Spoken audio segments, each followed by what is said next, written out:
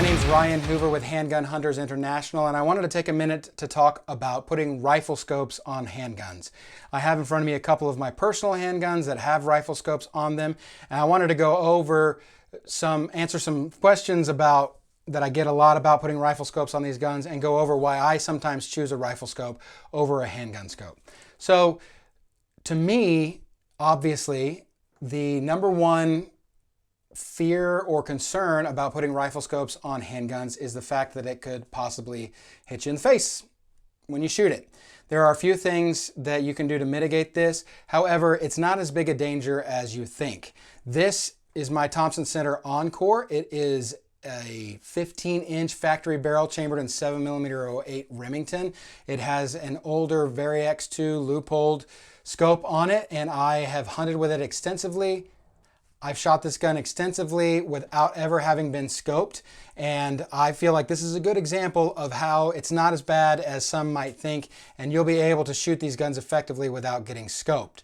Also, how you can use what you have. One of the reasons that I choose a rifle scope is because I have more rifle scopes, and also there are more rifle scopes available. There are so many more varieties of rifle scopes, and sometimes you need a scope to do something that you just can't find in a handgun scope. Okay, this is a long-range specialty pistol that I built back when I was a custom gun maker, and it's chambered in 6.5 Creedmoor, and it is specifically set up to be a long-range gun. Kind of obvious. Now, I have a video of this. I was hunting with some HHI guys a while back at the invitation of HHI member Randy Miller, which was a fantastic weekend. We had a lot of fun. Anyway, I have a video of Randy shooting this gun at the bench using this exact same setup with this rest and a rear bag. And let's watch that, and it'll show you that he's really not in danger of getting scoped. Another hit right there where Ryan's round was. Nice. Okay, as you can see, the recoil is very manageable on this gun, and that was Randy's first time ever having fired a gun like this, so even a novice, as long as he's using proper technique, will be able to avoid getting scoped. However, one of the things that is very important on these guns, especially as you move into the larger calibers, again, this 7mm 08, not braked, no muzzle brake or anything like that, I've never been scoped. Guns like this, this is a heavy gun. It's not going to recoil very much anyway, but it is important that you get a good quality muzzle brake on the end of your gun. One, it allows you to call your shots when shooting longer range, and two, it takes out a lot of the recoil, which is of vital importance when you get up into the larger calibers. There are some guns out there of wacky big calibers in this kind of configuration. With rifle scopes and muzzle brakes, you have to have a muzzle brake on them. One of the things about rifle scopes that you really can't find in handgun scopes, or some of the features rather, that like this scope that's on here right now, zero stops, illuminated reticle, those really aren't available. These kind of visible knobs outside where you'll be able to dial in your elevation. And the 30mm tube where you have a lot more adjustment on either side. Those are some of the features of rifle scopes that you really can't find on a handgun scope right now. And that's okay, because when you're, in my opinion, when you get up to the high magnification stuff, you don't want to be having to hold an extended eye relief scope anyway. I went to the range last week and I was shooting a giveaway gun, a Magnum Research Lone Eagle, and I put a rifle scope on it because I usually have a rifle scope floating around for testing purposes so that I could test it out.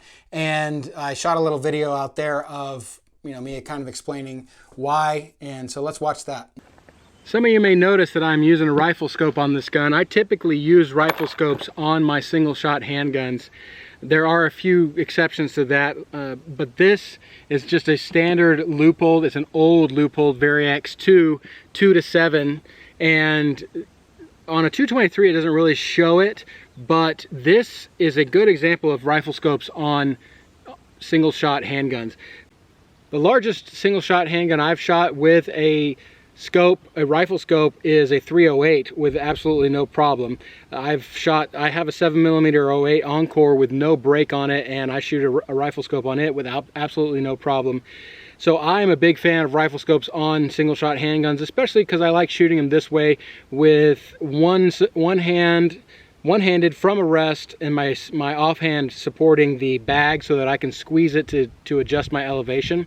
That's my preferred method of shooting these from a bench, and I try to mimic that from a deer stand or in the field if I can. I do much prefer a one-handed hold on these guns. Now there are some people who are shooting up to, I mean, heavy recoiling guns. 375 Shy-Tac is probably the biggest, or yeah, probably the biggest single shot handgun I've heard of with a rifle scope on it, and people do just fine. I have never been scoped with a rifle scope on a single shot handgun, and I hope you can see from me shooting today, and we've done some publishing of different photos of people shooting rifle scopes on their single shot handguns. The great Ernie Bishop donated an article to the Six Gunner, I believe it was a year or more ago. It was probably close to a year ago, where he did a fantastic write-up of rifle scopes on single shots, and there are great pictures in there that are extracted from videos of a gun being fired, right before it's fired, and then as it's in full recoil. And you can tell that if your technique is correct, you're not going to get scoped by a rifle scope on a handgun. So that's why I put them on there, and that there are so many more options from rifle scopes than there are handgun scopes. Now there are some single shot pistols that I do like handgun scopes are. If I'm stalking through the woods, I kind of prefer a handgun scope just because it's better for field resting, I believe. But from the bench, from a stable position, from a bog pod PSR, something like that, or the trifecta rests, I much prefer a rifle scope in this kind of setup here with a rear bag and a front rest, so that I can use my shooting hand to fire and my offhand to adjust the elevation as I'm about to shoot.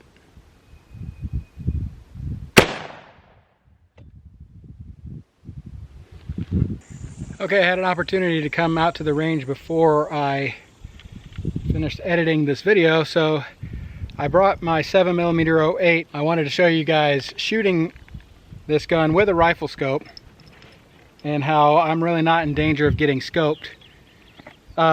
Couple of things. First, this is not my normal way that I would want to be shooting this gun like this. I would want to have something back here, so please forgive me. This is what I'm shooting on today with the other things I'm out here with. But this should give a good demonstration of the fact that I'm not really going to get scoped.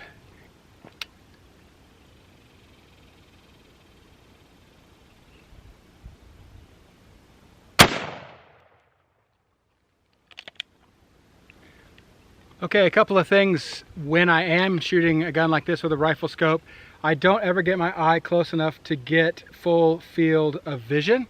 There's always a black ring around it, and that's actually important when you're using a rifle scope on a handgun like this, because if you center your field of vision in and make that black ring even all the way around the exterior of your reticle, then you will ensure that you're not suffering any parallax.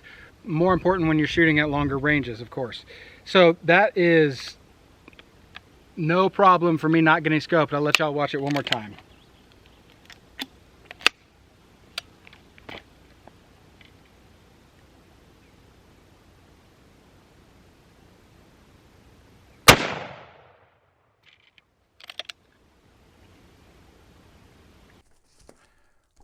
Okay, I want to talk real quick about how we use rifle scopes and how to use them in the field if you do have a rifle scope. This is my personal method. If yours differs, I would love to hear about it so that we can gather that information. Anyway, when I'm shooting at the bench, as you've seen, this is pretty much the setup I'm going for. I like to have the front rested and the rear on a bag where I can use my offhand, for me, my left hand, to squeeze the bag to adjust for any elevation that I need to, and then I just shoot with my right hand. That is kind of what I'm trying to mimic in form, or yeah, in the field. So what I'll do, obviously I'm not going to be carrying around this rest in the field, but I do carry this bag a lot, or a similar bag. So what I'm trying to do in the field is find a method to where I can rest both. There are two options out there that I will mention again, but one is the bog pod PSR. That is no longer available, but if you can find one, it costs an arm and a leg. But the idea was that it had a support and then a platform behind it to be able to fire this way. The other one that is a fantastic rest made by HHI member Brian Thurber is the trifecta rest. He actually gives 10% off to HHI members, so if you're interested in a trifecta rest, go see him. And those are some rests that are good for in the field where you'll be able to kind of mimic this, where you have a front support and a rear support. But I'll show you a couple of the more expedient ways that I do it. First, I almost always have some sort of shooting stick with me when I'm hunting. And so when I'm shooting a gun with a rifle scope on it, to replace the front rest, I'll either find the edge of a blind or a hunting stand, and then I will put my bag on top of the sticks and put the sticks behind that. So if there's a low branch in a tree, you rest your gun on the tree, and then you take your sticks and you put the bag on the sticks, and you can rest it like that. So I have my Primos Polecat sticks, which are fantastic lightweight, shorter sticks here. And what I'll do is I'll put the bag in the crook of the sticks like that, and then I'll take the gun, rest the front of the gun on top of, like I said, the edge of the blind or something else, a branch or something that I can rest the front on, and then shoot like that. That's how I kind of use rifle scopes in the field.